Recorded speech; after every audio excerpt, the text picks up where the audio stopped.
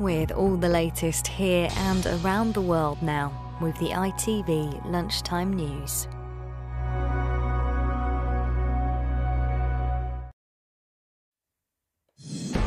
Ministers plan to provide refuge for Afghan nationals fleeing the Taliban.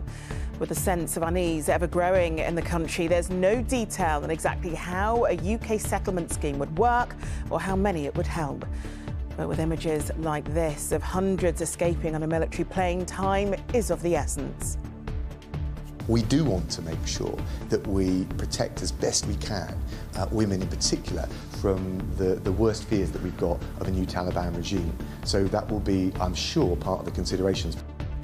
This lunchtime, we'll speak to Fariba Hafizi, whose mother is trying to find a way out and back home to the UK. Also on the programme, the death toll in Haiti rises as the country is hit by a tropical storm just days after the powerful earthquake. And the big boost for the hospital that helped save Tyson Fury's newborn daughter, Athena.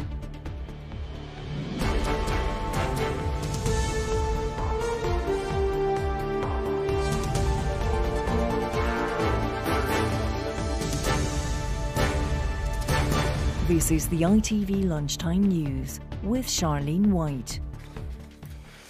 Good afternoon. It may sound incredible, but the Taliban today announced an amnesty across Afghanistan and urged women to join their government. The attempt to reassure Afghans came on the day evacuation flights resumed from Kabul following the chaos yesterday. Here, the government says it will try to provide refuge to Afghans who want to flee the new regime, but there's little detail on how that would actually work, as our political correspondent Karl Dennen reports. Are they the same old Taliban, or have they really changed? Women in Kabul are taking no chances. Neither is the British government, evacuating nationals and local staff working on a new resettlement scheme to bring refugees here. We do want to make sure that we protect as best we can women in particular from the worst fears that we've got of a new Taliban regime. So that will be, I'm sure, part of the considerations. But let me allow the Home Secretary and the Prime Minister to announce the full details shortly. Female doctors and nurses are being urged to keep working by Taliban officials, some of whom are trying to present a more moderate face to the world. A Taliban representative went on TV for an interview with a female journalist. He said they would protect the people and prevent chaos. Yet other women who work as journalists are in hiding. We have to hide ourselves till I don't know when and which day and when they will find us. Maybe they will kill us or maybe they don't kill us. Many Afghans feel the same, as yesterday's desperate and chaotic scenes at the airport demonstrated. US aircraft took off packed with so many people, even the air traffic controllers were shocked. Okay, how many people do you think are on your jet? 800 people on your jet? Holy cow. I mean, good job getting off the ground. So far, the Taliban are allowing refugees into the airport, according to the officer overseeing the UK airlift. They are now controlling all of the access points around the airport. So at a tactical level, around the gates, we are having to have a pragmatic engagement with the local Taliban commanders. And thus far, and recognise, please, that we're only a day and a half into this kind of new situation, they have seemed acquiescent and understanding of what we're trying to achieve. The man whose decision led to this situation remains entirely unrepentant. American troops cannot and should not be fighting in a war and dying in a war that Afghan forces are not willing to fight for themselves. But one of the generals who led Britain's involvement says the consequences belong to President Biden. I'm afraid that technical support went, the moral support went, and the will to fight for the Afghan people, the Afghan army, also went. So I'm afraid President Biden can't get out from underneath this one. Just how big an Afghan mess is hovering over President Biden's administration remains to be seen, but it is now out of his control and in the hands of the Taliban. Karl Dennen, ITV News. CNN's chief international correspondent, Clarissa Ward, has been on the streets of Kabul today. She sent this report on what it's like for people there and just how desperate they are to leave. My phone is ringing off the hook. I am getting calls non-stop from ordinary Afghans who are desperately afraid, who are trying their best to get out of the country, to get their paperwork sorted out, who want answers, who want clarity, who have worked for non-governmental organizations. And they say they can't even get people to answer the phone. And they're so petrified. They're so utterly, utterly petrified. I want to show you a little clip from a woman we spoke to earlier this morning. She worked for a various number of international organizations, including some U.S. organizations. She is so afraid now for her life that she is in hiding. She didn't want to show her face, but take a listen to what she had to say. It is not easy for a person to work a lot with international organization, having more than 10 years experience of working with international, and now no one of them helped me. Just sending emails to different organizations that I work with you, but now no response. Are you angry? No, I'm not angry, but as a person who work with them, now I need their supports. It is not fair. You look very emotional as well. Yeah, because I'm thinking about my future, my daughters. What will happen to them if they kill me, 2 daughters without mother? I just can't even begin to explain the heartache as an American journalist of sitting and looking that woman in the eye as tears are pouring down her face. She was saying, I dreamt of a better future for my daughters, and that has been taken away from me in one moment. She's desperately pleading for help, like so many others who are desperately afraid in this uncertain moment. CNN's Clarissa Ward reporting from Kabul. Okay, let's talk to our guest, Fariba Hafizi, whose mother is currently stuck in Kabul. Thank you so much for talking to us this afternoon. Your mum, Layloma, who is a dual British and Afghan citizen, she flew over last month, didn't she, for a family funeral. Does she have any idea of how she'll be able to get back home? Initially, she was planning to just use commercial flights to return back, which she had bookings.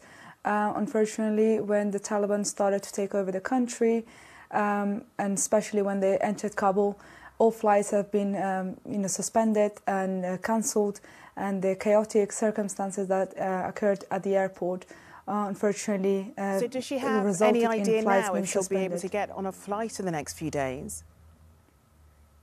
And there's absolutely no hope, no alternatives. All flights have been suspended due to the US forces trying to secure the airport. All flight agencies and representatives have been shut down. So there's no flight bookings available and there's no cancellation whatsoever.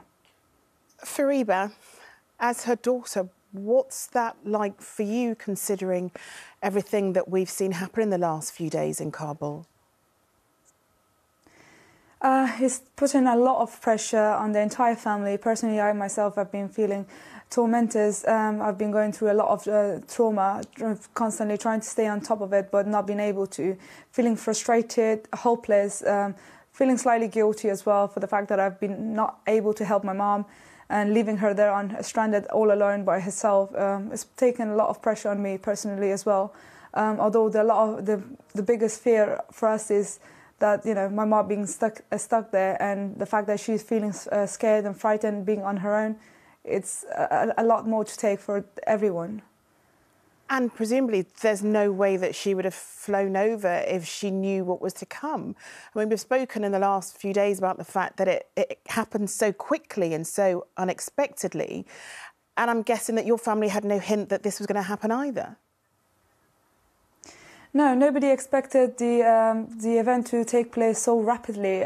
We assumed it might. For the Taliban to take over Kabul, we thought at least it might take a month. At least the army would fight back. But unfortunately, they've been disappointing us. For the flights to be cancelled so rapidly is something that was out of the unexpected. And the fact that all the companies, the agencies have been shutting down is also a big disappointment. None of this has been expected, or we didn't thought that this would happen. We thought we had more hope in the Afghan government. We had more hope in the Afghan civilians who's working and for these organizations, for the agencies. We didn't thought that they would strangle people just like they're shutting down their offices without giving tickets to ordinary civilians who's trying to escape the situation. We had more hope from them. Unfortunately, they've been constantly disappointing the entire nation, especially their dual nationals who are trying to return back to their families. So do you feel not just let down by the Afghan government, but the government here as well? I have been feeling disappointed and let down by Afghan government and the UK government. Unfortunately, we had better hopes, more hope, and we expected better from the US embassy and the British embassy. Unfortunately, the British embassy are declaring and pressing on the matter that they are trying to return all British nationals. Unfortunately, this seems to be only applying to those who's been working in Afghanistan or have been in Afghanistan for work-related. This does not refer to dual nationals who are unfortunately stranded, which is quite disappointing because I was expecting the British government to be following up on their commitment towards all the British nationals abroad and taking them all to safety, equally being respected at the same. But unfortunately, they've been prioritising one life over the other. Yeah. Fariba, you came here when you were 8 years old, and I believe that in Afghanistan, 40% of the population are under 14 years old, so they have no experience of what came before. Can you remember what life was like for your family when you left to come here?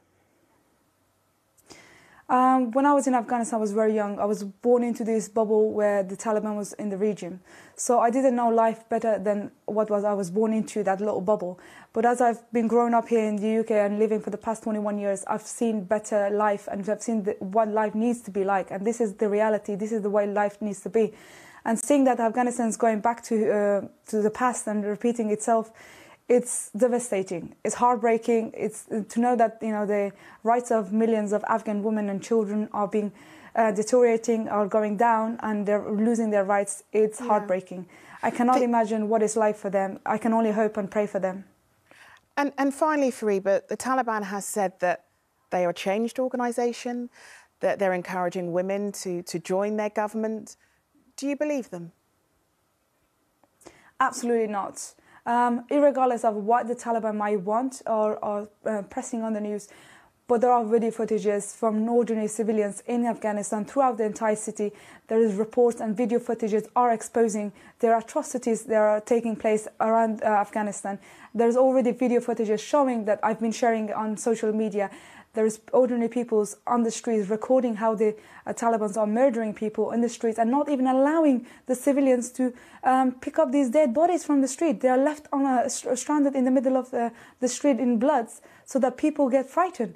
Now, how is this a form of change? How does this signify change? There's already 2 women being executed in Kandahar.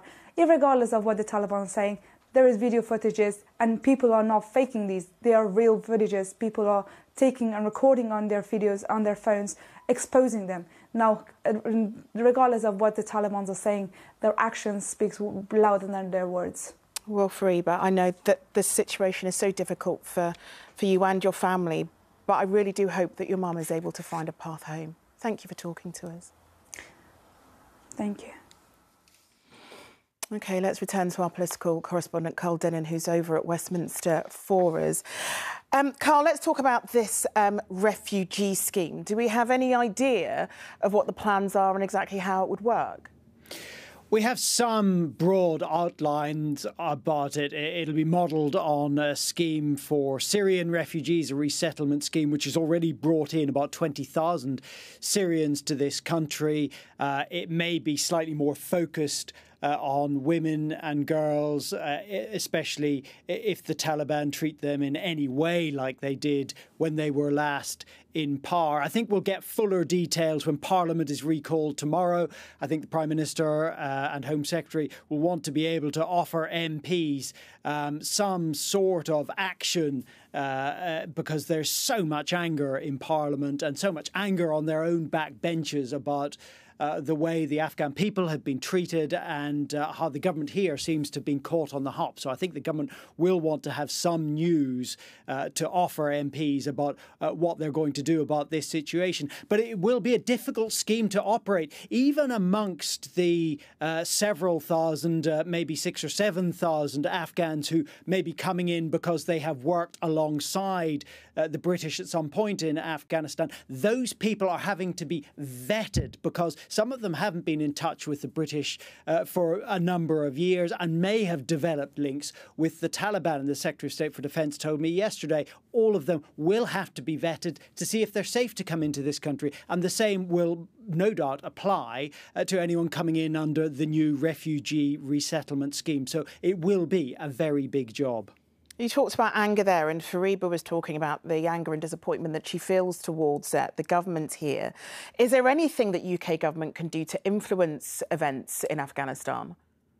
Well, certainly most of Britain and the West's leverage is now gone.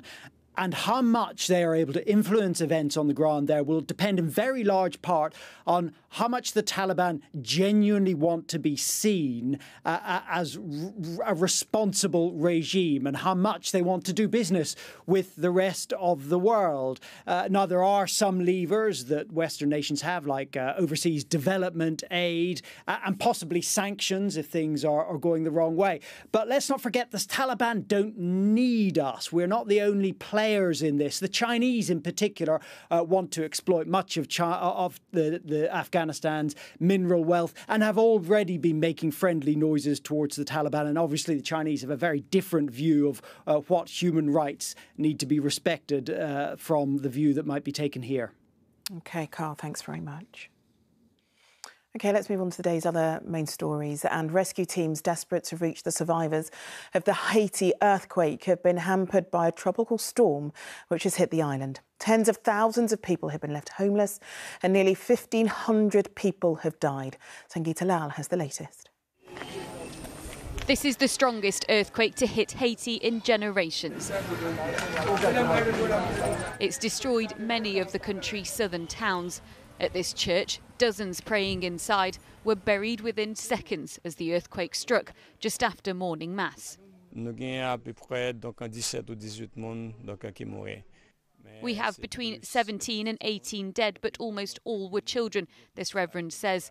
The oldest was 24 years old.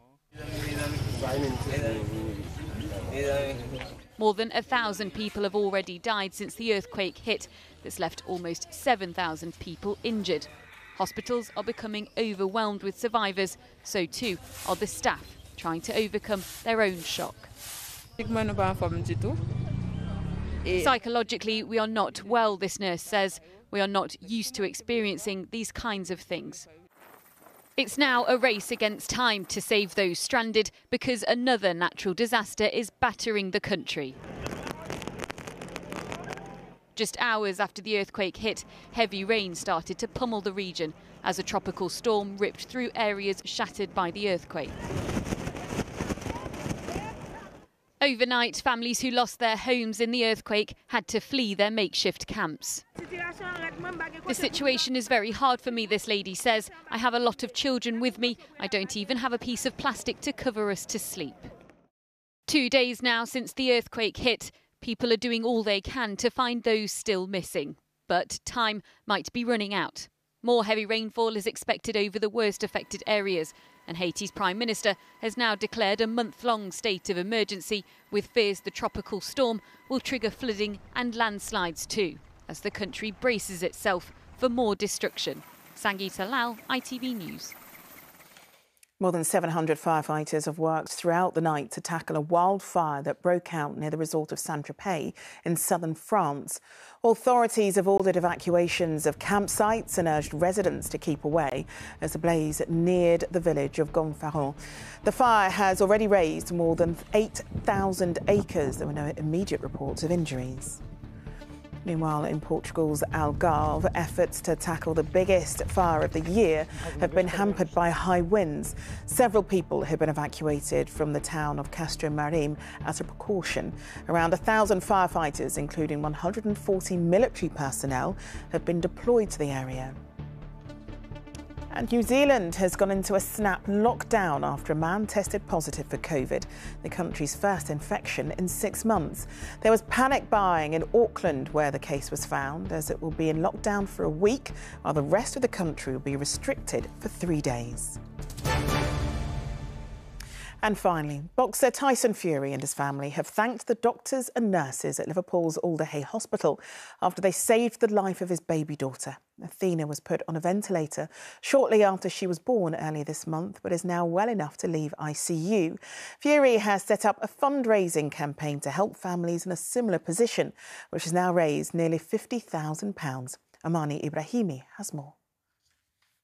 She's a fighter, just like her dad. After spending the first few days of life on a ventilator, Fury's finally smiling from ear to ear as he announced his newborn baby girl is out of intensive care. On the mend, should be going home soon. Thank you to God and thank you to all the doctors and nurses who's out there. Athena was put on a ventilator when she was born earlier this month due to complications in hospital. She's now nearly 10 days old, and after the massive care she's received, the boxer wants to help other families in the same situation. We've got 2 WBC belts here that I'm going to sign personally, and we're going to put them up for charity to raise some money for the hospital and for the good jobs that they do on a daily basis. Through donations on Instagram and GoFundMe, Fury has raised more than £47,000. The money will go towards children's charity Ronald McDonald House, who provide home accommodation for families of seriously ill children receiving care at the Alderhay Children's Hospital in Liverpool. Pinching ourselves really that Tyson has chosen to support us. We, as I say, we supply solely on donations from the public. To have somebody as high profile as Tyson and his family, the money that Tyson is raising for us will equate to supporting 5 of our rooms. It'll cover the running costs of 5 of our 84 rooms for a year. With now 6 children, the world champion fighter is expecting to take his daughter home later this week so that she can finally be reunited with her brothers and sisters. Amani Ibrahimi, ITV News.